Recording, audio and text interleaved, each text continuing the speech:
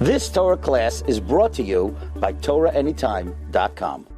Welcome all our Torah Anytime viewers. Okay, so tonight we are continuing with the topic on proving that the Torah is divine. So what we're doing today is something called Torah codes. For whoever is not familiar with Torah codes, it's hidden codes that are hidden in the Torah.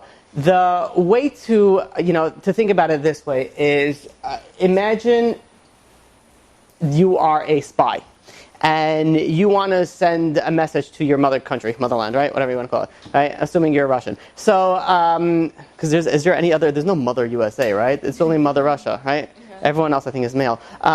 So, in any case, you're going and you're a spy. You want to send your message to your country. Now, think about it in the olden days. You want to send a letter, you want to send some sort of document. You can't just say straight out, hey, by the way, they have nukes in this location and this location and this location. Be careful of this, because then they're just going to, intercept it, and it's not going to be successful. It's not going to reach its destination. So what you can do is do something through codes. You could hide a message through code. So it could be like, hey, Mom, everything is great down here in Siberia. I'm having a blast, and just continue writing a normal letter. And then you tell them beforehand, every 10th letter, circle that letter. And then afterwards, forget about everything else that I wrote, everything else at the end. That's how you know my real message is that you circle every 10th letter, and then you'll find out my real message in there. So that is the idea behind codes. So before we even go and explain it, here's an understanding of how it works. So I'm going to be standing up, and I think I'm going to do standing up and down in this class a lot. So also for all those audio people on the virtual world, this class might be a little bit easier to actually watch. So this is, let me show you how this is read, and then I'll explain it. So you can see in the front, and stay with me. This is the form we use for finding codes, and I added letters precisely placed to form a longer try. Did you guys get that? So basically this idea is that you're taking the paragraph, and instead of putting it in normal sentence format where you spread out the letters, you put everything combined together. The reason why this is better is that it's easier to see the codes when you put it this way. So this is where we'll speak about this. This is actually a form that a code that one of the people that created the Torah codes put together. So when you look over here, there are 10 letters across, and we don't care how many down, but there's 10 letters across, which means is that you see over here food in green, and you see over here order in yellow. So these are codes that are hidden inside this paragraph, and it's hidden at exactly a letter skip of 10 letters. So look, the F, you count down letters, you get to the O. You count another 10 letters, you get to the O. You count another 10 letters, you get to the D. And this is a term that they use a lot is ELS, equidistant letter skip. The reason why this is important is that this means something to us. If I were to say, if you count the first 5 letters, you're going to get a I. And you count another 12 letters, you get a S. You count another 15 letters, you're going to get an R. And then so on and so forth. I'm going to say 15 letters, 17 letters, 16 letters, and it's going to spell Israel. Wow, code. It's unbelievable. That doesn't mean anything, because you could find anything with that. But if you find something that's equidistant letter skip, which means is that it's skipped precisely at the same intervals every single time to form a word, that shows something that is more that is more impressive, if we can start. So here you see over here, this is food and this is order. It's almost like an American, created this, right, to order food. So you put over here food and order as in 10 the letter skip. Over here, you see over here, it's backwards. It says roses. For the women, right? This is obviously it's in pink, So you have over here roses backwards. Roses over here is an equidistant letter skip of negative 11. Why do I say negative 11? Negative 11 means that it's going backwards. And it's 11, as you see, it's always 1 off. And we know that it's 10 over here, so anybody knows simple math, it's always going to be 1 off. Depending if you go 11, 12, it's going to be 2 off, and so on and so forth. This is the idea, and this is how we're going to see a lot of the letter skips that we are going to be looking at today, is going to be more or less, and we're going to try to do it as much as we can in this format, because it's easier to see it, it's easier to observe it, it's easier to understand it.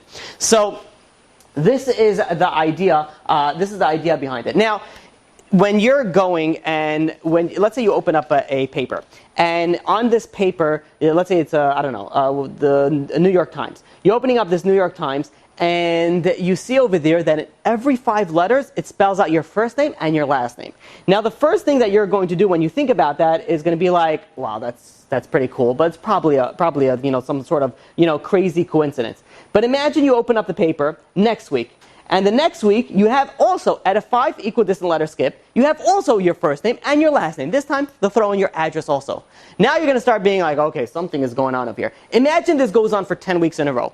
Are you going to think that this happened by chance, or are you going to think that somebody actually went and placed this there? You'll think that somebody actually went and placed this there. Which means is the more impressive the code is, the more unlikely it is that it just happened by chance and somebody actually had to go and put that inside over there. So, the Vilna Gaon writes, and he says that he writes this in Sefer Ditzniusa. He says that everything is hidden in the Torah. Not only everything is hidden in the Torah, you think like, okay, basic, grand ideas.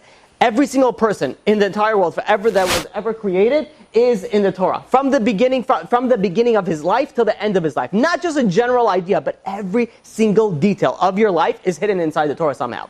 And the Ramak, Rav Moshe Cordovero, writes in Pardes Rimonim that some of the secrets of the Torah is something called dilug otiyot. Dilug otiyot is the skipping of letters, and that's what we're going to be dealing today. The skipping of letters with their codes that are hidden in the Torah. Now we're going to show how impressive this is, and it's mind-boggling how impressive this is. That it's not going to leave you even an iota of doubt that you would think that it's possible that maybe somebody created the Torah other than a divine being, other than God, who has to know not only such a tremendous amount of information to be able to precisely place these codes inside of there, but also had to know the future. There was a rabbi by the name of Rabbi Michael Dov Weissmandel, who was he was the head of yeshiva in Czechoslovakia during the Second World War. He used to go and raise money and bribe the Nazis to try to free out the Jews. And what he had a phenomenal mind, and what he used to do with his index cards, he took index cards and he wrote down the Torah similar to something like this, and he would find the codes with just his mental abilities. Now we have a computer, and we're assuming we're going to discuss how the computer came into being, the computer program, but he was able to go and sort of just formulate and figure out the codes just with his mental capacity and just with his ability to go and his understanding in the Torah.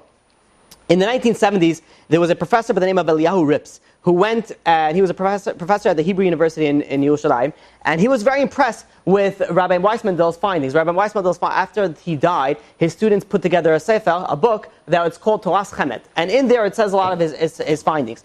So he came across this, and he was very impressed with this Eliyahu Rips, and he decided that he is going to go and he's going to look for things at his own. See if he finds anything. And he found patterns. And when he found patterns, he said, this is something worth investigating. He went and he began working with somebody by the name of Daron Witzum.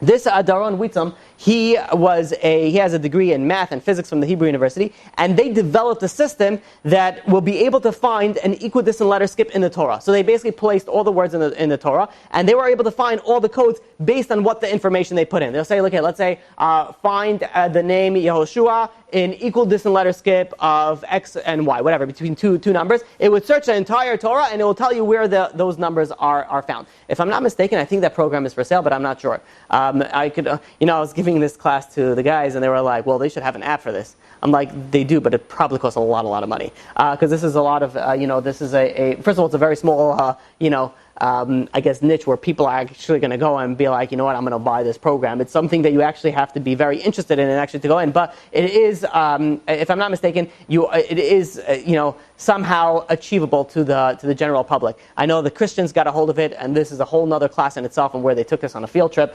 But anyways, going back to the point at hand, they went and they created this program. The idea with this with this program is now we're able to find things that no human mind has the ability to find. Because let's say you're going to go and you're going to want to find something. Where are you going to start counting? Imagine the idea. You want to find your name in the Torah. So let's say your name starts with a Yud. Right, so you're going to see the first Yud, you're going to start counting 10 letters. And then you're going to find another, and then you find, let's say, something, your second letter. But then you count another 10 letters, and you missed it out. So then you have to start again from a different Yud. It'll take you your whole lifetime just to find that one code. But if you have a program, you're able to search anything and everything in an instant of a second. And then you see over here, there's so much codes out there. We are only going to touch the tip of just the iceberg, the tip of the surface of where we're actually going to see it. And I'm telling you this, It's going to blow your minds today. It's so unbelievable. So let's start with the first idea, the first code. The first code, we're going to look at Bereshit. Bereshit, in the beginning, if you see over here, there is, if you go from the first taf in Bereshit, and you go over here, and you count 50 letters, you're going to get to the Vav in Tehom. You count another 50 letters, you're going to get to the Resh in Vayera, and you count another 50 letters, it's going to get to the Hey in Elohim. Anybody know what that spells? Torah. Right, it spells Torah. The first taf, you count 50 letters, it spells an equal distance skip, it spells out Torah. Now, what's so special about the number 50? The number 50, first of all, we know is a Yovel. It's a Yovel year. We're going to get to this a little bit later. It's also, there was 50 days between the exodus of Egypt to the receiving of the Torah. But also, and the part that we're going to focus very heavily on, there are 50 gates of wisdom. There are 50 gates of wisdom. So let's go on to Sefer Shemos. But I'm going to show it to you over here in a little bit of a different format. And that's going to be in this format because it's going to be clear and easier to understand. Before that, let me explain to you how this format works. So what we see over here is each of these lines are 25 words. They're 25 words, and here it's easier to see the 50-letter skip because you see it's 25. This is going to be 25. This is going to be 50. Another 25, 50. So you see it's equidistant letter skip of 50 words, and you see how it spells out the entire Torah in 50 words. So let's go on to, I don't know why I'm bending over. I can do this over here. Thanks to wireless technology. So here is Shemos. You go to Shemos, the Eile Shemos. You go to the first taf in Shemot, which is in the end of Shemot, and you're going to count 50 letters, and you get a Vav. You count another 50 letters, you get a Resh. You count another 50 letters, you get a Hey. It also spells out Torah, also an equal distant letter skip of 50.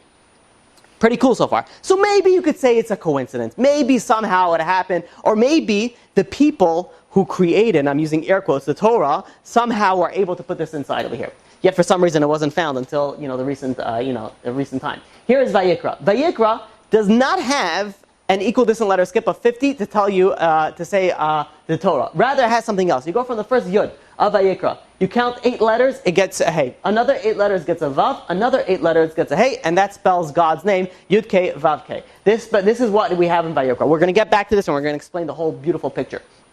The next one, which is Bamidbar, which is Numbers, you go and you count. This is something very interesting. Over here, you're going to have an equal distant letter skip of 50, but it's going to spell Torah backwards. And if you see, you go from the first Hey of Moshe, you go over here the Hey, you count 50 letters, you get a Resh, count 50 letters, you get a Vav, you count 50 letters, you get a Taf over here. It's going to spell backwards Torah, but again at 50 letter skip. So now we have two things that we have to question and understand. Why Vayikra doesn't have any Torah? Number two, why Bamidbar has it Torah, but it has it in 50, but it's backwards. Why is it backwards? Let's look at Devarim. Devarim is Deuteronomy. Deuteronomy has it over here, and it's also in backwards. As you can see over here, it's in backwards, but it's not in 50 letter skip, but rather it's 49. So this is the second question that we have, the third question, that we have. How come that by Devarim, it's in equal letter skip of 49 versus 50, and also it's backwards like Bamidbar. Okay, so here we have to try to understand, and this is where we're going to get into a little bit. Yeah, question. How does someone know to look for the word Torah in this, or like that's the program? That's where the program comes in. They put in the word Torah. This, if I'm not mistaken, and I have to look it up, and I should have really looked it up. I think this is Rabbi Weissman found, not the Torah codes, not the program. Why do you not to look for the word Torah? That's a good question. He's a very smart man, and he's very well versed in different ideas in Judaism and the mystical Judaism, and he knew what to look for. So So, okay. So now the first idea that we have to first try to understand and uncover this is the authorship of the Sefer of Devarim, the Sefer of Deuteronomy. How was it written? Was it written like the first 4 books of Moses? Now, if you're a biblical scholar, I guess the right word would be Talmud Chacham, but let's say your specialty is the Chamishei Chumshei Torah. You know by heart, you know everything. You realize that the book of Devarim is written differently, slightly different than the first 4 books of the Torah, first 4 books of Moses. And it's something very interesting. The first 4 books of Moses were written on a higher level of very bad translation, but I'm going to use it, spirituality or prophecy or divine inspiration. All terrible explanations that I'm giving, but think of it as written on a higher level. Devarim was written on a slightly lower level than that. Now, why was it written that? In fact, there are many ideas, and there's a lot to speak about this, and we don't have the time to discuss it today. But like the authorship of the Sefer Devarim, Moshe had a very, very strong say in it. Sort of to think of like a prophet. You know, the prophets wrote the prophecy. The prophets wrote the book of the Nevi'im in Tanakh. Sort of that's how Moshe put in the Sefer of Dvarim. So you know how, let's say for example, Sefer Yehoshua was written through prophecy, but it was written not directly like we had the 5 books of Moses. And the Sefer Dvarim was written somewhat similar to the way that the Sefer Yeshua was written. Not at all close, but somewhat similar. Now, I'm hoping that you're confused at this point because it's what I'm saying is not clear. So I'm going to try to clarify it, and this is a very, very hard thing, and I'm going to try to say it as clear as possible. There's a lot to speak about this. The Bible critics go crazy over this. This idea. So, and there's all very simple answers, but you have to have a little bit of a deeper knowledge on the way the Torah works in order to understand what I'm going to say. So I'm going to try to say it as simple as possible that I can. So now, the idea, and the Maral explains like this. The Maral explains that when you have two people giving each other, one person is giving a gift to another person, if they're on the same level, then there is a linear dimension. There's one dimension going on, the giver to the receiver. But if they are on different levels, it's very hard to go and accept the gift. Think of another bad example is imagine a king gives a gift to a peasant. Now, there are two different worlds that they're living in. Like, he's going to give him a priceless painting. He's like, I just want bread and milk. You're talking about two different levels of an understanding. So in order to get something, if there are two different levels, in order to get a parallel, level, or even a close relationship with that gift giving, it has to be on a similar plane, on a similar dimension. So bear with me, it's going to get very clear shortly. The Maral goes and explains that the first 4 books of Moses, Bereshis, Shmos, Vayikra, and Bamidbar, was given to Moshe as Moshe was acting as a non-interactive interface, just accepting whatever he was given. The Sefer Devarim, he was acting as an interactive interface. The idea of this is that in order to make, and that's why, Devarim is known as Mishnah Torah. Have you guys ever heard of that? Devarim is known as Mishnah Torah. We know, right, on Hoshana Rabbah, they go, why did they say Devarim? Devarim is sort of a review of the Torah, per se, and it's why is it a review of the Torah? It's saying it in a more of a understanding that the human population can get it. Because imagine you have God, and you have the human people, which is receiving the Torah, 2 completely different dimensions. One's infinite, one's finite. So it's in order to get something, you have to have sort of a parallel, sort of a connection. So God gave the first 4 books of Moses on a very high level, but the 5th book had to be on a more balanced scale that the people will be able to accept it, understand it, and be able to internalize it better. This also led a precedent for all the future prophets and how they how they received the prophecy and how they wrote the Tanakh. Well, some of it's written not so clear, some things were hidden. True, so. And even in the Tanakh you have it like that. It's not going to be simple and straightforward, which we'll probably speak out maybe when we speak about the oral law. There's a reason for that as well. So now we have to clarify something over here. This is the most difficult part of the class. This is why I put it in the beginning, because while people still have the mental capacity and they're able to concentrate a little bit. Even though, so some people might say, hey, listen, if Moshe wrote the Torah and Moshe wrote Sefer Devarim, so maybe Sefer Devarim should really be a part of the prophets. But really, no, it's not. It's part of the Chamshei Torah. And to understand this, we look at the Gemara in Yevamot. Gemara in Yevamot, in page 49b, goes and explains like this. It says that the prophets, there's level of prophecy. Some prophets are higher than the others. Some prophets are lower than the others. When the level of prophecy of Moshe Rabbeinu, of Moses, was the highest possible, was one of the highest. And how do they explain it? A regular prophet is able to see his prophecy through a dirty glass. So you're able to see, imagine you're looking through a dirty glass, you're able to see, but things are a little bit fuzzy. But Moshe was looking through a clear glass. How clear was it? His prophecy was clear as if a scribe was going and dictating exactly what was telling him to be written. Which means Sefer Devarim was written in the same high, you can think of it on the high level that it belongs in the Chamshei Torah and not in the level of the prophets. A little bit clearer for now. Okay. So now the idea behind the transition between the Chamshei Torah and the Tanakh, that's where Sefer Devarim comes in. It also comes in as also a interactive interface where you're able to go and put it on the same parallel level to where we can associate with it on a much easier level. Now, this doesn't mean that we can't associate with the first 4 books of Moses. This just means that we're able to internalize everything. The present becomes more something that we can internalize. I did a terrible job in explaining this, but do you understand it? Okay, you understand it? Okay, fine.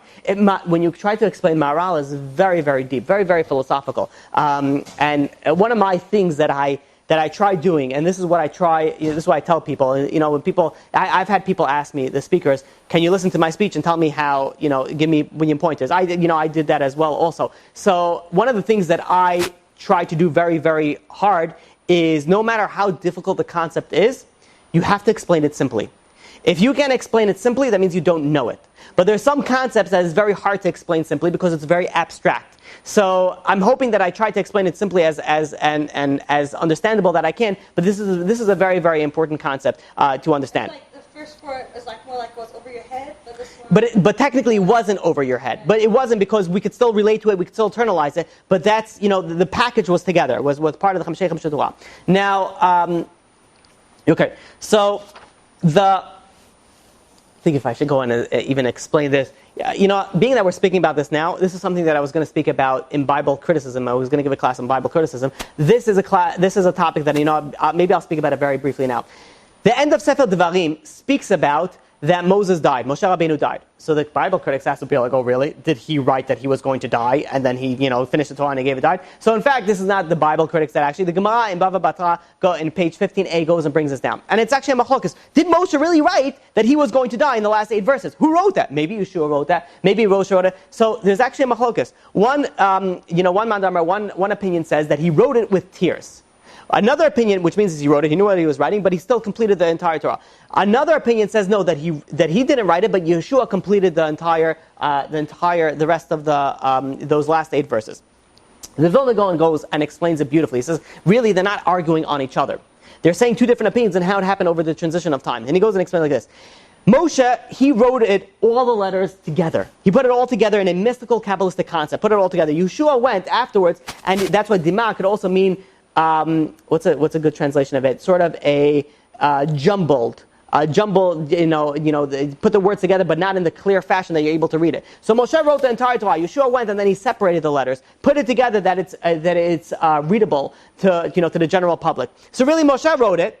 But Yehoshua went and then he separated it, and that's where you see that. But doesn't deny the fact that he also wrote it with tears. There's different opinions in it. That's how it is. That's how we answer that idea in short. Again, Moshe was a prophet. It wasn't so difficult for him to say this is not something that's so difficult to understand. But again, there's a lot to speak about that. It's not the class at hand, but I wanted to just touch on it very briefly.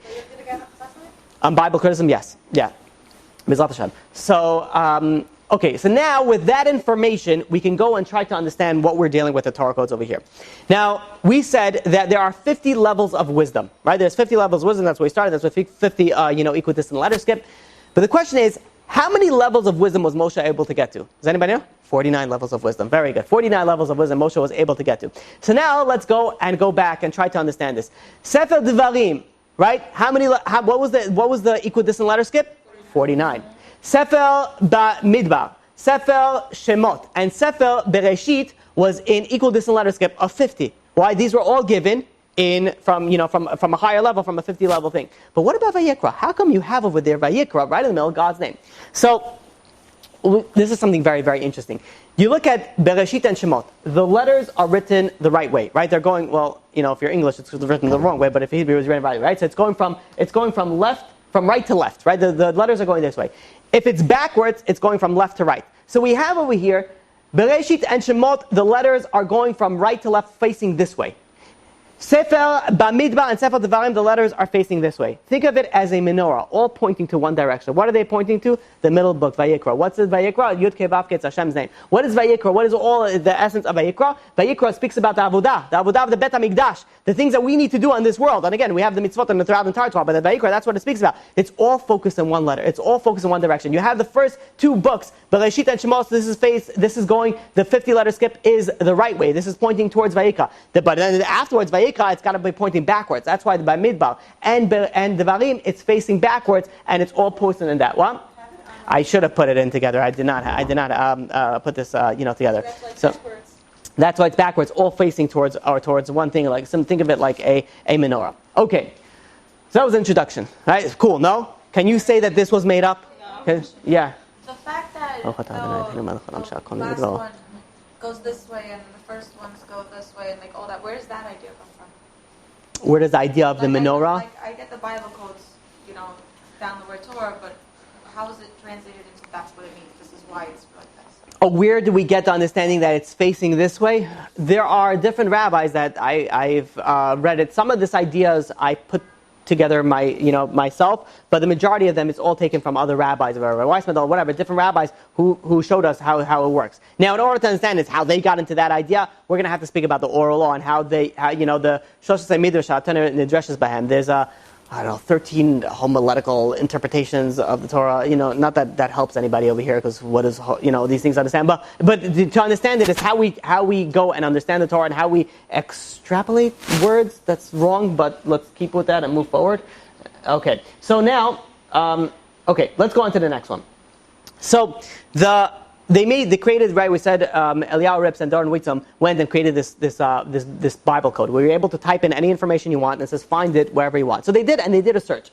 The search was as follows. One of the searches that they did is it says, I want the computer to find all appearances, all the times that the word Yisrael, Israel, is written in the first 10,000 words of Genesis, from an equidistant letter skip of 0 to 100. Find all of the times that it's written you understand that, right? So every single time that it's written in equidistant letter skip, anywhere from 0 to 100. So it could be 1, it could be equidistant of 2, 3, 4, 5, until 99, 100, and so on and so forth. So the computer ran its search. It found it in 2 places. Only in 2 places you find the word Yisrael in equidistant letter skip, and that is an equidistant letter skip of 7 and an equidistant letter skip of 50.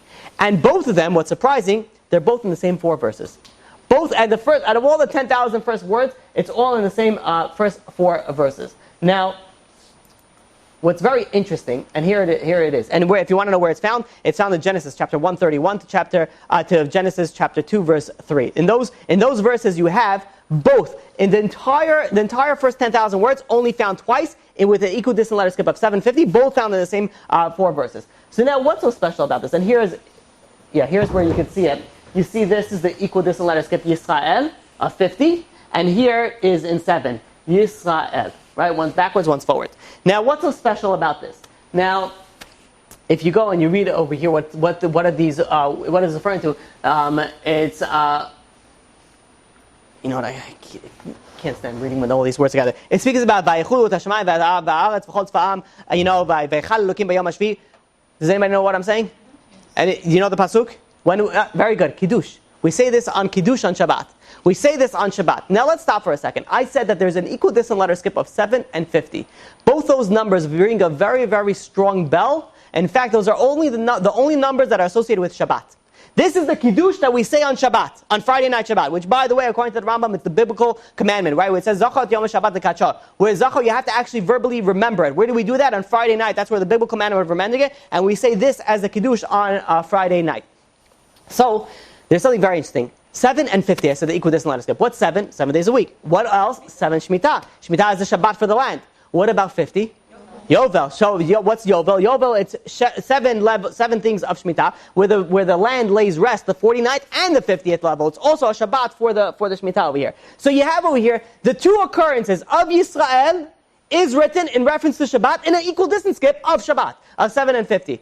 But now, the question is, what Israel is doing with Shabbat? Why do we have the connection of this? We look at the Midrash, in the Midrash Rabbi, in chapter 11. It says that God blessed Shabbat. Why did God bless Shabbat? It says something very interesting. It says Sunday had a partner. Who was Sunday's partner? Monday.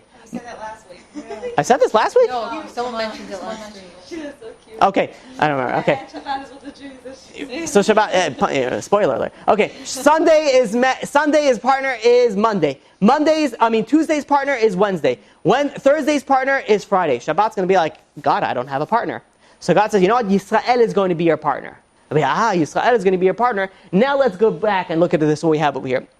The only time that we have Yisrael in the first 10,000 letters of Genesis An equidistant letter skip from 0 to 100 happens twice, and an equidistant letter skip of 7 and 50. Both in reference to Shabbat. Both in reference in the same place where we have the Kiddush on Shabbat. Not only the Kiddush on Shabbat, the biblical Kiddush that we have to do on Shabbat on Friday night. Both of them are associated with Yisrael because Yisrael is the partner with Shabbat. So we see that over here. How in heaven's name is this possible to be created just by chance? It's not. Very good. Okay. It's going to get better. This is like you really need concentration. I feel like I'm right. But when you hear it, when you understand it, that's why imagine I would do this without a visualization. It's very difficult. It's very difficult to have it without visualization. Okay. So you guys know who the Rambam was? I would hope so, right? Maimonides, right? Not the hospital, or like many other things that he's named after. But the Rambam, Maimonides. So they went. If I'm not mistaken, I think the Ramban, Nachmanides went and he attributed the Rambam in this verse in the Torah. Like he says, like, where do we see Rambam in the Torah? He says we attributed him in this verse in the Torah. Here it is. Exodus chapter 11, verse 9. Vayomer Hashem el Moshe. And Hashem said to Moshe, Lo yishma alechem Paro. Paro is not going to listen to you. Leman levot moftai be'eretz Mitzrayim. So that I could increase my wonders in the land of Mitzrayim. Now, if you take the acronym is the first letter of every word. Of Rabot moftai be'eretz Mitzrayim, you have over here Resh, Mem, Bet, Mem. Rabot moftai be'eretz Mitzrayim spells out the Rambam. This spells out the Rambam. Where did the Rambam live? He lived in Egypt, right? He was born in Spain, but then he had to move in Egypt. What he became in Egypt? He became a doctor. Not only a doctor, he became one of the greatest, doctors. Rabot Moftai, the wonders. The Rambam created such wonders brought forth such wonders in Mitzrayim, in Egypt. Besides that, we know that he put together the Mishneh Torah. Mishneh Torah is a 14-volume work of codifying all the halachot, all the laws of the Torah. He put it together in a 14-volume book, and we use it very, very strongly. It was based off the Shulchan Aruch with the halachot that we have over here. If I'm not mistaken, the Yemenites, they use very strongly the halachot of the Rambam. Every single Bet Midrash in the world that's legitimate has a Rambam inside over there. Rambam is used everywhere. It's really moftai. It's really the wonders that he had over here in Mitzrayim. So how apropos it is that the Rambam, who lived in Mitzrayim, who also put out wonders in Mitzrayim, is written about in the Torah about Mitzrayim. But that's not even the cool part. The cool part is this. So now they went and they wanted to search. Okay, what was the Rambam's main work? Mishneh Torah. It says, let's search for Mishneh Torah. Maybe Mishneh Torah is written in codes and hidden in these verses. So they went and they searched and they found it in 50-letter skip. You have over here from the Mem from Moshe. You count from the same verse, by the way, over here. You count from the Mem of Moshe. You count 50 letters, you get a shin. You count another 50 letters, you get a nun. You count another 50 letters, you get a hey. That spells out Mishneh. Well, the 50 is used a lot. Yeah, which is why I said, the 50 gates of wisdom, which is why we brought that first. You have over here Mishneh. But what about Torah? Mishneh Torah. It's not just Mishneh. So you scroll down a little bit, and you see over here, also in 50-letter skip, you see over here Torah. Also an equidistant letter skip of Torah. The question is asked, though, what's up with the big skip? If we're already doing the codes, if God's already placing over here, couldn't He put them closer together? Why is it so spread apart? So imagine I would go and I would start counting from this letter, from after the Hey, from after Mishneh Torah, all the way until the Torah starts over here, and I would count how many letters. Could you guess how many letters it would be? 150. 613 letters. Really? 613 letters between Mishneh and between Torah is exactly 613 letters. What was the Rambam's Mishneh Torah? It was codifying the 613 mitzvot. So hence over here, it's very obvious now that it's 613 letters splitting between Mishneh and Torah. Now when the Torah was written, right, this is in Exodus, this is in Shemot. When the Torah was written, was the Rambam alive yet? No. Talking about 2,500 years roughly after the Torah was given. Now let's say you claim, the people that claim that the Torah was made up. The Torah could not have been made up before the Septuagint, which is the Greek translation of the Torah, right? So, and the Septuagint came, between 1,000 to 1,500 years before the Rambam? So if the people created that, how did they figure this out? How did they know about the future? And they put it inside over here. Does it make any logical sense that anybody other than a God or divine being that not only has infinite power to be able to go and put secret codes in the Torah, but also know the future and put the stuff that didn't even happen yet? That what the Rambam was able to bring out over here. So This it's so unbelievable. By the way, the likelihood of all this stuff is like 186 million. Okay, so now let's go on to the next one. The next one is... It would be so cool if you had a pointer. I know, like a laser. You could use a bamboo stick. Yeah. You know what? That actually will help me. Could someone pass me one of those? No, maybe I won't have to actually stand up. If that works, that's a good idea. Okay. If this is like some ancient Chinese bamboo, each one is worth $600,000, and we're using it as a pointer. So the truth is, no, this is better. No, he wants to Okay, this is better. Right. Oh, this is actually very good. Okay, this is excellent. Thank you very much. Okay. So, all right. So now we have over here. Then it leaves me the problem of what do I do this when I'm not talking? I'm going to use it as my staff. Okay. So now. It's hard to take me seriously with the bamboo? All right. So, okay. We know in Genesis, right? In Genesis chapter, in Genesis chapter 28, verse 16, it says that Yaakov went and he laid down and he went to sleep. And he had a dream. And in the dream, he had angels going up and going down. And then he woke up and he says, oh, surely God is in this place. And Rashi says over there, what is this referring to? Where was he sleeping? On Har Moriah, which is the place where we have the Bet HaMikdash. Now they went and they took this area, which is in, it doesn't say it over here. This is Genesis chapter 28. And they went and they searched some words that are associated with Mikdash. And they searched for a few things. They searched, and you see over here, you look over here, this is an equal distant letter skip of 26. By the way, 26 is the same numerical value of God's name. You have over here an equal distant letter skip, Tzion. Right? You also have here an equal distant letter skip of 26, Makom. And if we go down a little bit, you have an equal distant letter skip over here of HaTorah. And you also have over here an equal distant letter skip of 26, Mikdash. All things that are associated with the Mikdash, all are an equal distant letter skip of 26, which is God's name, all in the same area where Yaakov was sleeping in the area of the Bet HaMikdash that he was staying in there. Okay. It is getting late. We're going to have to start picking up the pace over here. We're just having fun. This is so much fun. Oh, man. Isn't this fun? This is unbelievable. Okay. So now, Yosef had a dream, right? We all know this dream. And if we're going to pretend that we do. That Yosef had a dream. And in this dream, he had 11 stars and the sun and the moon go and bow down to him. And when he went and he brought this information to his father, said, let me pull this up. This we have to jump back and forth on the PowerPoint. So, here's where it is. Genesis chapter 37, verse 10. This is where he told him the dream. Now, the problem with this dream is the 11 stars, okay, we understand that. That's in reference to the 11 brothers. They're going to go and they're going to bow down. The sun is in reference to Yaakov. The moon is in reference to Rachel, his mother. But the question is Rachel was not alive anymore. Rachel passed away. Now, where do we see that in the Torah? Look at this, something very interesting. You see where I highlighted the orange? This is Vayomalon. This is Yaakov telling Yosef, Ma chalom hazeh asher chalamta. What is this dream that you dreamt? You look at from the last letter of Asher. You take the Reish and you continue it. It spells Rachel meta. Rachel died. He says, how is it possible that the moon is going to bow down to you? However, Rachel passed away. Rachel already died.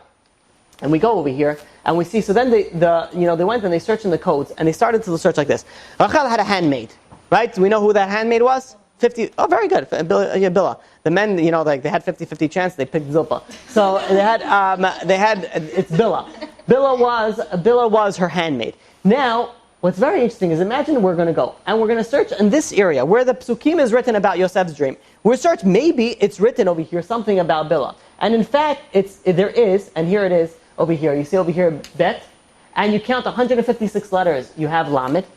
You count another 156 letters, you get a Hey. And you count another, I don't have to point, it's just highlighted in yellow. Right, you see it, right? Bilhah, right? It's another Hey. It spells out of here Bilhah in an equal distant letter skip of 156. Now, that's very nice and dandy, but what's the 156? Why am I speaking about 156? So let's look at something very interesting. Yosef, right? Yosef is the character over here. So what is Yosef's numerical value of his name? You look over here. The Pei is 80, the Samach is 60, the Vav is 6, and the Yud is 10. It equals what? 156. You have Bilhah, Rachel's handmaid, an equal distant letter skip of 156 where you have Bilah written in the same area where it's referenced to that you're going to have the people that are going to bow down, to him. Okay, let's move on. It's getting so late. Oh my gosh. Okay. How does it get late every single week? Okay. So now, the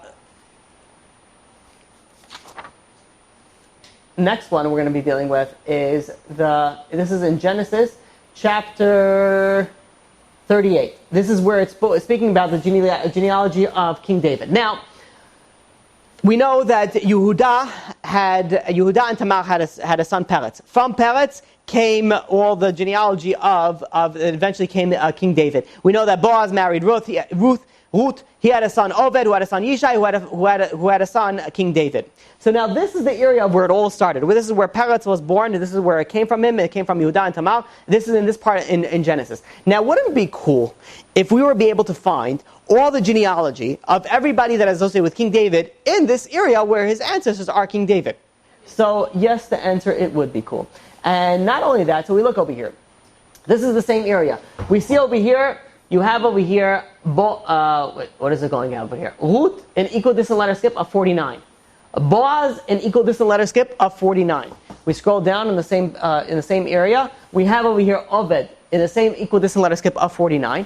We continue a little bit further down. We have over here Yishai, which is King David's father, also an equidistant letter skip of 49. And we have over here also David, which is also an equidistant letter skip of 49. I just had a thought.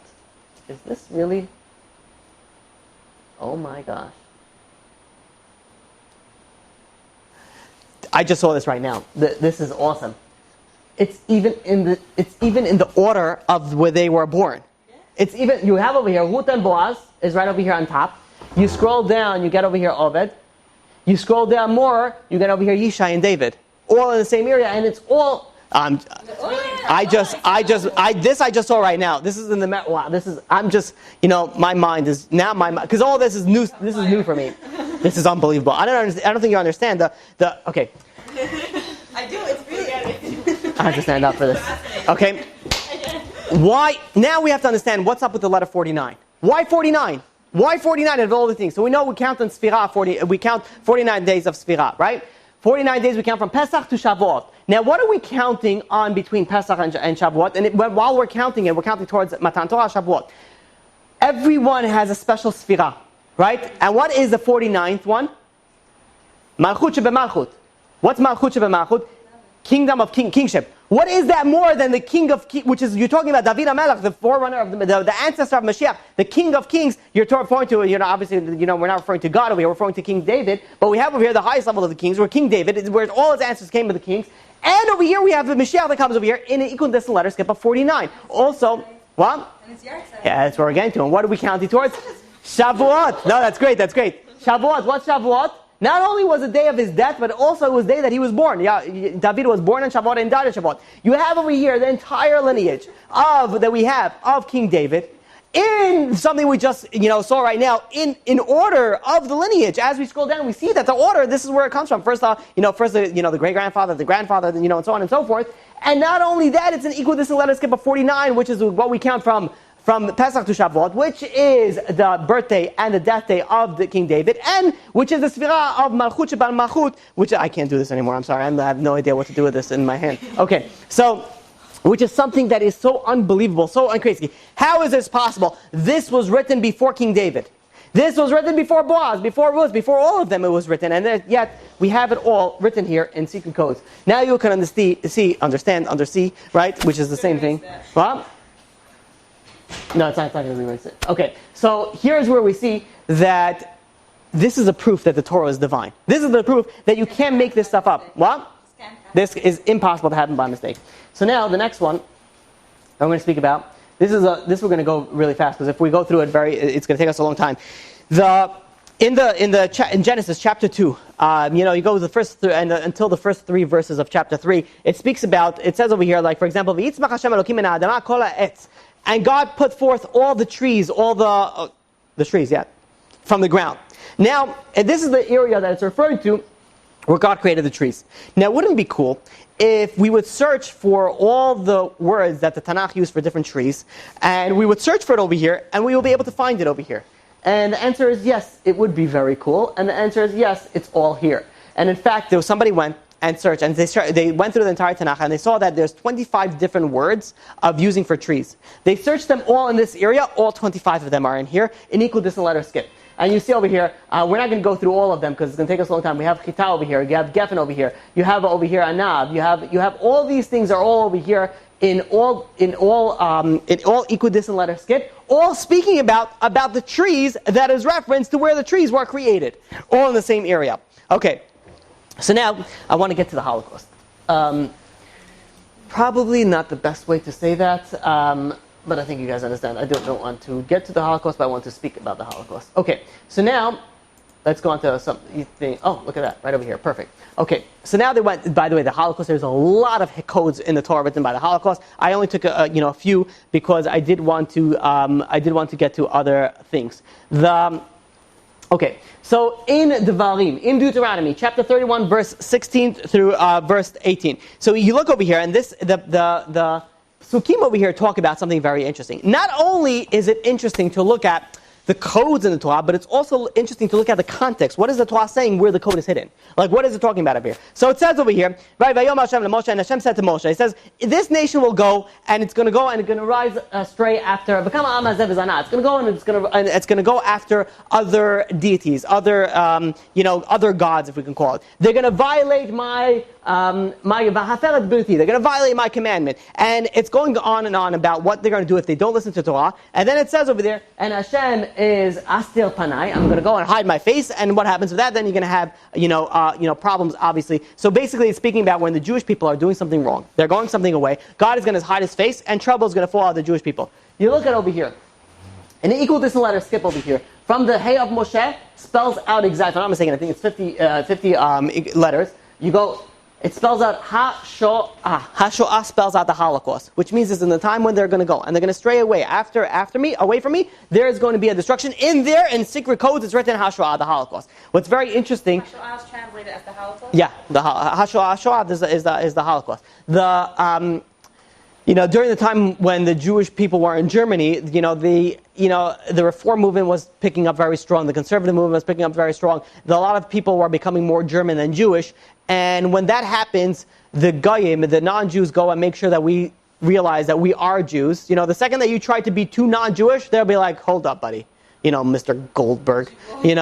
You are a Jew. I don't care if you married Christine or not, because that's what the Nazis did. They killed anybody, regardless if you're a Jew, from one parent or two parents. They went and they took care of everybody. And these, this is what happens when we stray away from God. Here is also something very interesting. It also speaks about the Holocaust. Here is something very interesting. Here, these are all equidistant letter skip, but if you notice, they're not all the same, which means that they're not all 50. Some of them are 0. Some of them are just straight through. Some of them are 10. Some of them are less than that. But what's very interesting about these is that you have so much information in one paragraph. All this information is in the codes, but it's in one paragraph. Now, all of them are all in equidistant letter skip. So you're not going to have, Ha-Shoah, Hey over here, and then you're going to get the Shin over here in 5 letters, and then another 7 letters, and so on and so forth. They're all in equidistant letter skip. So let's see what it says over here. Something very interesting over here. We see over here, from the Hey over here, spells out Hitler. Hitler, I don't need to translate. I think you all know Hitler is Hitler, right? Yeah. It's like, I'll tell you. So I have, I have 2 sisters that live in Israel. And so I have, Israeli, nephews and nieces. And after I got married, me and my wife went to Israel. And one of my nieces were testing my wife how much Hebrew she knows. So she was saying, Atudat, do you know maze this? And she was saying all different words in English, in Hebrew. Does she know what it is? And my wife, was answering them. And then she says, Atudat, which means, do you know Atudat maze Ziploc? Do you know what is a Ziploc? So we're like, yeah, it's called Ziploc in America also, right? So Hitler is Hitler, everything. We could, very easily, to understand it, right? You know what? You know how you call a bus in Israel? Autobus, right? It's more or less the same thing. All right, okay, because that's not Lashon HaKodesh. That's, Hebrew, which you just took about. So, yeah, it's also in Russian. What? Autobus. Autobus? What's the F doing in there? It's probably a backwards, shin where, I don't know what they have over here. I tried reading Russian. Oh my gosh. The letters get very confusing. Okay, here we are. I don't know how we got so far. So we have over here Hitler also. And we have over here also Auschwitz. You have Auschwitz and Hitler all in the same area, but something very interesting. Mishum Chilul HaShabbat. Because on the account of the desecration of Shabbat. Now, I am not God. I cannot say what's the reason that we have the Holocaust. But we do know that people are getting very lax in Shabbat over there. And there was a desecration of Shabbat. Do we know that this is the reason that we have the Holocaust? No, we don't. And no one can say that that is the reason. Can it be a contributing factor? Yes, it can. It's very can, because we know Shabbat is one of the most important things that a Jew needs to keep. But it's something very interesting that you have all this stuff hidden in this particular area. This is not so clear, but this is AIDS.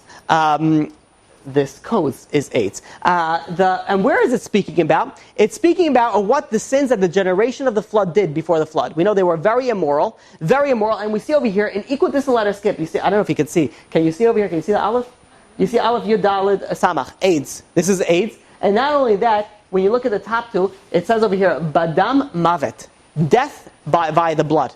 AIDS is transmitted through the blood. Where is it speaking about? It's speaking about the sins that they did, the immoral acts that they did. Where in the before the flood, when the flood was destroyed, all speaking about in this time. So, okay, let's take a pause about this. Now I have to explain. So, when Rips and Wheatsum went and they found all this information, the creators of these codes of the program, they went and they sent their data to Statistical Science, a review journal of the Institute of Mathematical Statistics, one of the most prestigious journal of statistics in the world. For anybody who reads a journal of statistics, congratulations on being the odd one out. And no, but I'm just kidding. It's for those people that enjoy those things, and it's very, very prestigious. One of the most prestigious statistical journals in the world. Apparently, there's more than one. Okay, so now they went and they sent this to them to go and to investigate, show this and publish it in your thing. This is unbelievable stuff. This is stuff that is unheard of.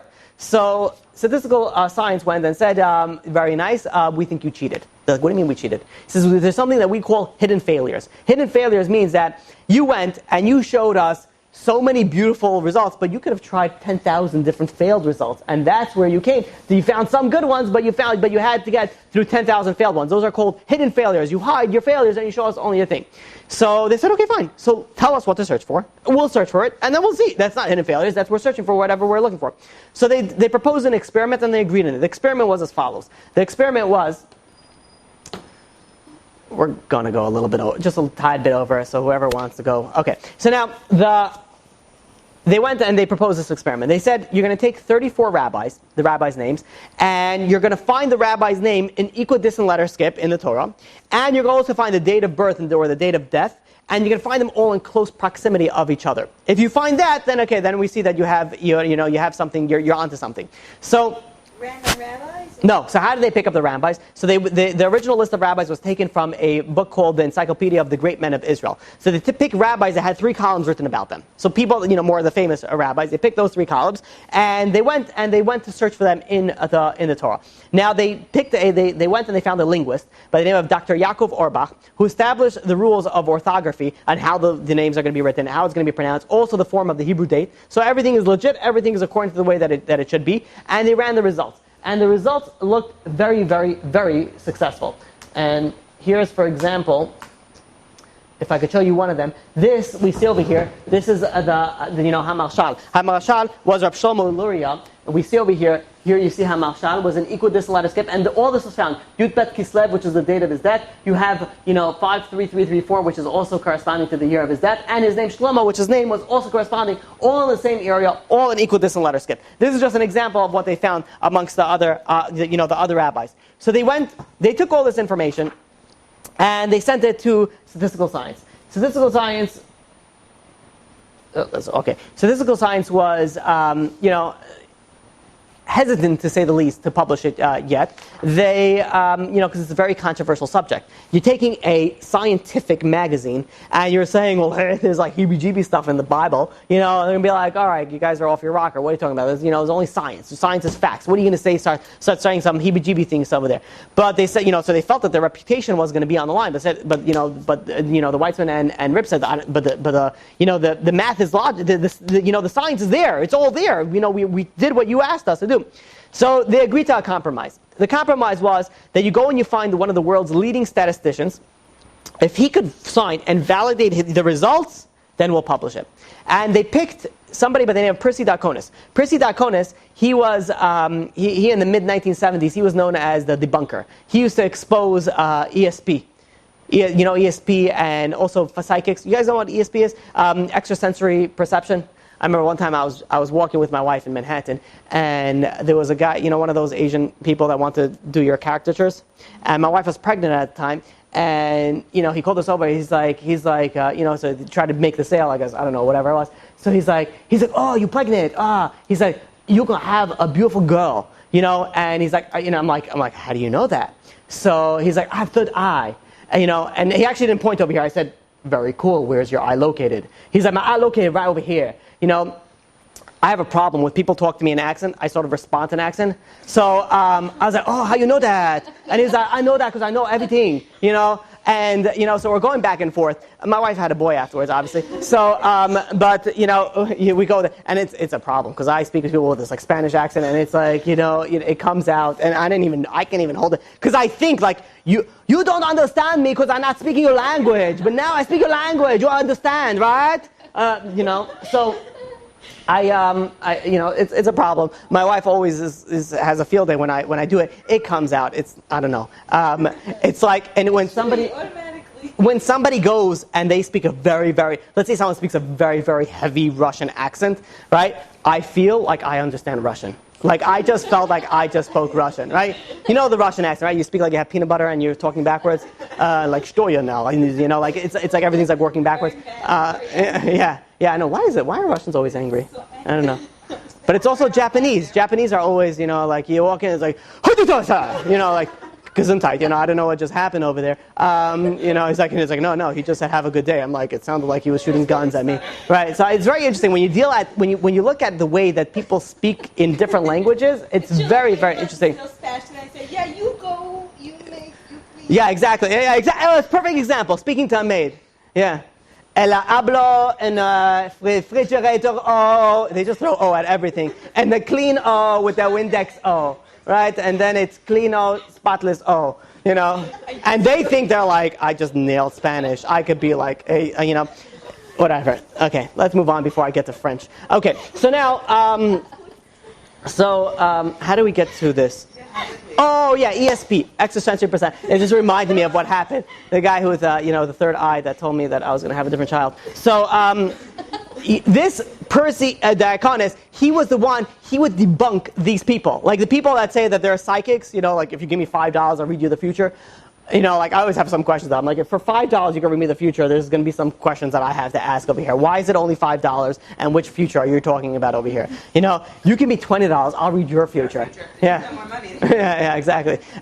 So they put this person, because this person was known to debunk these types of, heebie-jeebie type of things. So Diaconis went and he says, I want you to rerun this experiment with a new list of rabbis. So they reran the new list. And it was also unbelievable. It was amazing, and it worked. And it was also, the results were phenomenal. So he said, "Listen, that's very nice and dandy. I want to run now a control experiment, which means is you picked it in the Torah. I want to run those same names." And they picked, for example, the Hebrew translation of War and Peace, the Hebrew translation of Moby Dick, and they said, "Run them. Maybe we could find them also over there." And then we compare the results. What is the probability that we have over here? And Moby Dick and War and Peace had nothing on the Torah, not even close to the results that it showed in the Torah. So the Akkad still went, he made them jump through hoops. He said, no, you're still, and he went and he started jumbling the Torah, jumbling the names. You're like, what happens if you... He's very, because that was it. Somebody who goes and wants to debunk anything that's heebie-jeebie is going to try every single method to try to debunk it. So he went and he tried to say, okay, what happens if you switch names like this? And they had to switch it almost 1 million different ways, literally 1 million, like 999,999 different ways. They had to go and peer the names and the dates incorrectly to see maybe you'll find the results also over here, maybe you'll find the results over here. And the results were astonishing, because the results were only in the correct manner and only in the correct thing. And finally, after running the computer through all his hoops and things that he made them jump through, that he decided that he was going to go and he was going to write them the letter of recommendation. So after they got the letter of recommendation, this publishing company said, okay, listen, one more thing we need to know. So they said, we want to know the scientific confidence level that you have over here. The scientific confidence level is I'll tell you first of all to explain it. The standard level of confidence in the scientific world is 5%. So it's 1 in 20. What it means is that there is less than 1 in 20 chances that the researchers got lucky. Like, they want to know the confidence level of how accurate are these results, or how lucky are these results. So the standard one is 1 in 20. If let's say you go to the New England Journal of Medicine, where if you deal with something of life and death, so there you would obviously want a more higher level of confidence level, so it would be 1 in 50. Right? So they wanted to know, what is the standard confidence level that we have over here in your thing that you didn't get lucky. So they pulled all the numbers together, they did all the math, and it turned out that the results that it was a fluke, that it was a lucky, all of it was lucky, was 1 in 62,500. Let me repeat that. The normal one is 1 in 5. The highest one, Journal of Medicine, right, we do, is 1 in 50. Their level of confidence was 1 in 62,500. So in August 1994, this was published in the paper. This is the mathematical, the statistic one. Yeah. So they created tremendous amount of controversy. People started going, and a lot of the scientists started going over this entire data. Is it possible? It's not possible. And they had a lot of critics going against it. And in fact, they went to the extent that they sent researchers to the Jewish cemeteries to look at the spelling of the names, that they got the names of the spellings right. They went and they went through this with a fine-tooth comb, through the entire data, and guess what? They found 5 errors. They found 5 errors. 2 of the rabbis' names were misspelled. 2 of the dates of death were incorrect, and there was 1 error in the formula. So Ripa and Wietzum went and they redid the entire research, the entire thing, and they came out with the numbers, and they were able to find significantly more. So much so that the new statistical confidence level came out to be 1 in 1.6 million, which means it's 1,694,000. That was the confidence level that I had. So it went from 1 in 62,000 to 1 in 1.6 million. So granted, you know why the confidence level was so low, and I'm using air quotes for low because obviously it was very high, it was because we didn't have the math right. But now that we had the names right and the math right, the level of so the critics thought that they were getting us and were getting us wrong there, but all it did was increase our results and show that the numbers were not only accurate, but they were actually, the confidence level was significantly higher. So this, was obviously, published in, in Statistical Science magazine. Here's something very interesting. So this is very interesting because generally we have the idea that you could look for some of the codes, but you could look for it after it happened. Can you look for something in the future? Right? So we could see all these codes in the past, but can we see something in the future? So there was a reporter by the name of Michal Drosen. Right? This reporter went and he searched I don't know if he searched it or somebody else searched it, for Yitzhak Rabin. Whoever's not familiar with Yitzhak Rabin was a prime minister. He was a prime minister in Israel, and they searched his name in the Torah. And they found not only they found his name in the Torah, but they also found right over there going across his name was that he will be assassinated.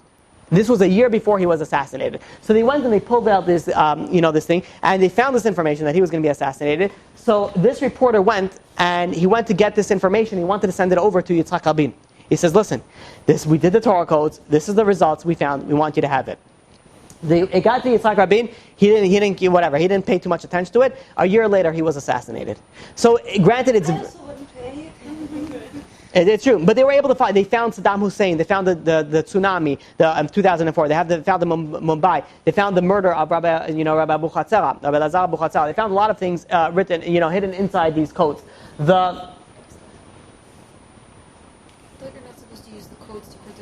we can't use the code to predict the future because you don't know what to search for. Or to find the future, they just found it. They were able to do it. And that was once in when they weren't able to find majority of them. Here's, for example, this is the Twin Towers. I want to go through fast because it's getting really late. It's actually really late. I apologize. So we see over here, this is an equal. Here we have over here, for example, pigua. Now again, this is not all equal distant letter skip. All the words are the same, but a lot of them are the same as you see them. But the point here is that you have so much information in one area, all again in equal distant letter skip. Now you have over here, for example, pigua, which is a terror attack, retzach, which is murder. You have hato'omim, which is the towers, which hato'omim is like the twin, migdalim towers. You have over here also Ben Laden. You have all this information over here inside the Torah. We also have another one over here. This is actually Saddam.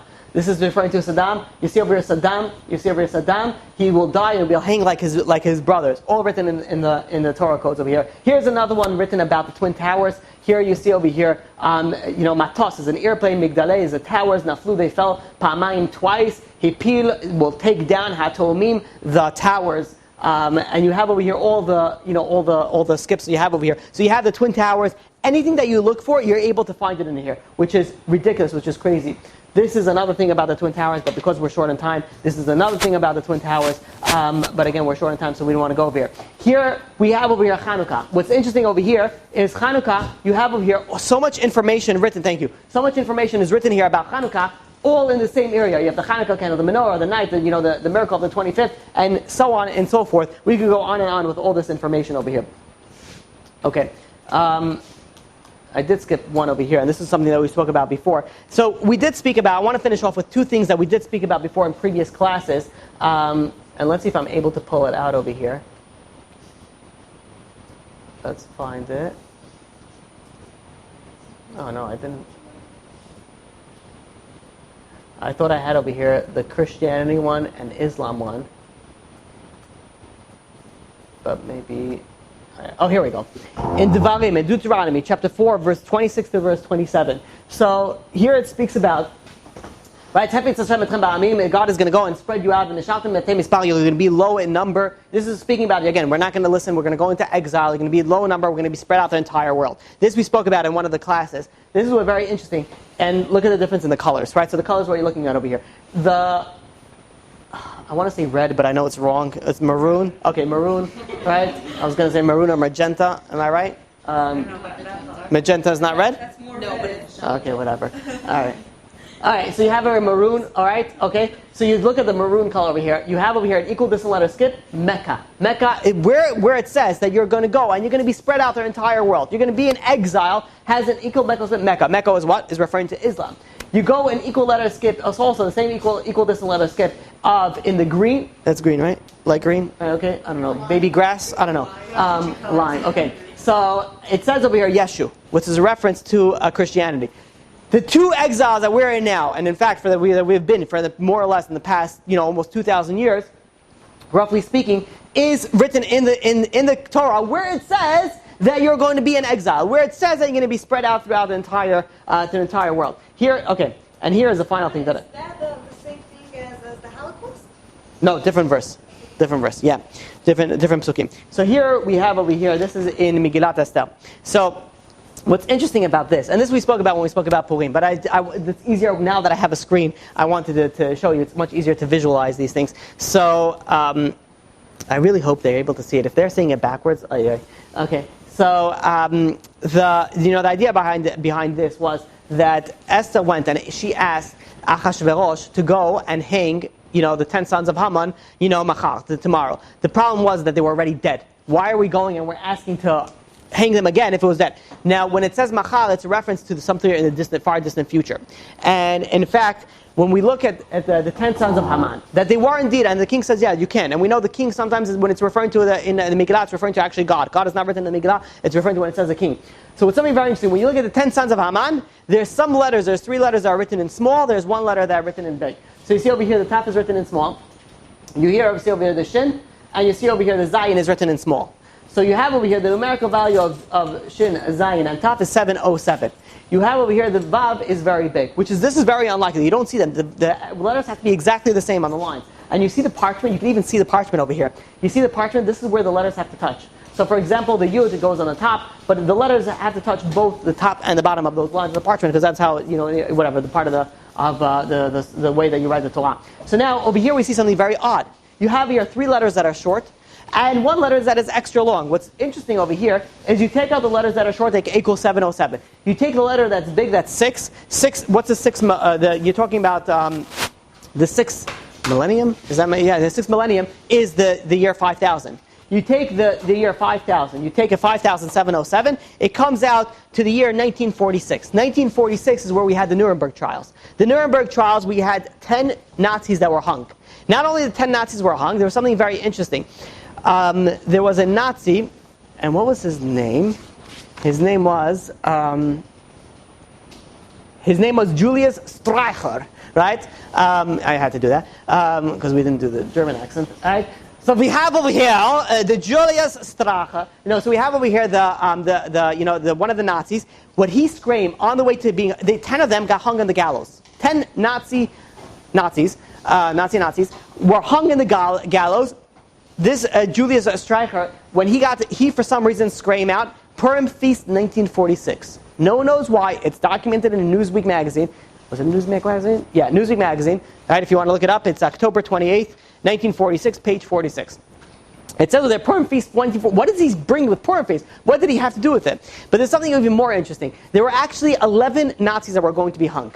But only 10 of them were hung because one of them, by the name of Hermann Göring, committed suicide in his cell.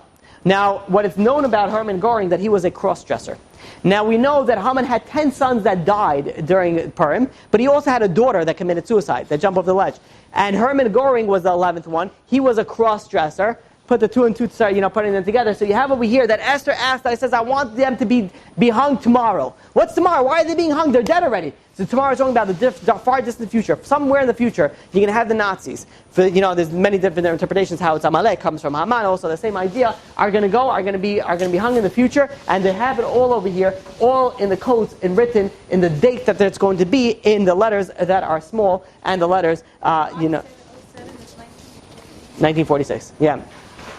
We see over here a very interesting ideas. We see over here that there's so many, and by the way, this is just a little bit. You go and there is people that go in depth in it. There's books on the Torah codes. There are so many different things that you're able to find in the Torah codes. We just touched just the brief version of it just to show you, because again, this is not a whole idea about showing all the Torah codes. This just shows you that it's impossible, and I say that with confidence, that it's 100% impossible for anybody, I don't care how smart you are, how much computer advancement you have to know this information, to put this information in the Torah. Because not only are these so magnificent and equal distant letter skip, but you also have things that didn't even happen yet. You have the Rambam, you have the Shoah, the Holocaust, you have so many things that didn't even happen yet that are hidden in the Torah. There is no way that somebody could rationally say, after seeing all this, that this Torah was made up. This Torah is not brought by God. This Torah was 100% brought by God, and this is further proof that the Torah is divine, and there is one God, one Creator, who gave us the Torah, and who was able to put, because only a God who has all the divine knowledge was able to put this information inside over here.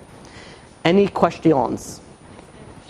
Yes? I think I once mentioned this to the same friend who is... Yeah, we're still waiting for that class. She doesn't want to cut. She says she's happy where she is, blah, blah, blah. I don't know. She wants to be about she's in the middle. So, yeah. So I think she said something about how, the same thing can be done with the Old and New Testaments or something. Actually, excellent that you said that. So there's about a bunch of skeptics that they went and they did this with Moby Dick in the English version. It was like, you see over here? We found over here, it says over here, Julius, whatever, I don't know, Beethoven, whatever, not Julius Beethoven. So you could find codes in any book. That's not something, but the volume that we have in the Torah codes. And not only that, the letter skip and future knowledge, and you have things that are related to the text itself that you don't find anywhere. The New Testament, first of all, you're going to have good luck figuring out which version you're going to pick after all the 40,000 different versions that they have. But if you find the version that you're going to do, you're not going to be able to find anything nothing even close. And again, this is where the level of confidence that you could go. Go check the level of confidence that they have over there versus what we have in the Torah. Nothing is comparable. It's possible. You can find anything. You go to the New York Times. Can you find Moses, brought down the Torah in equal distant letter skip? If you search through all the editions of the New York Times in equal distant letter skip of, 50? Very possible, because there's so many, just, statistically speaking, the probability of it, it's the more that you have, the more you'll be able to find anything. But the likelihood that you're going to find something, and it's going to be an equal distance letter skip, and it's going to speak about the same area. Imagine you find Moses, and he could, when it speaks about the Jews in Israel, like that's very, very unlikely, and that's very, very, not possible that that will happen. Can it happen? Yeah, but the amount that we have over here, and the amount that we have, and this. What's really cool about the statistical, science magazine is that this validates everything. It'll be like, okay, some Jewish rabbi decided to do this, and no one's actually tested it. If it went in that magazine, it was tested, and that's why I specifically went through that whole history of why I said that, to show you that they don't say that about, any other book. They don't say that about the, the Book of Mormon. They don't say that about the New Testament. They only say that about the, about the Torah. What? Which magazine is it? Statistical Science magazine. Yeah. Any other questions? Yeah.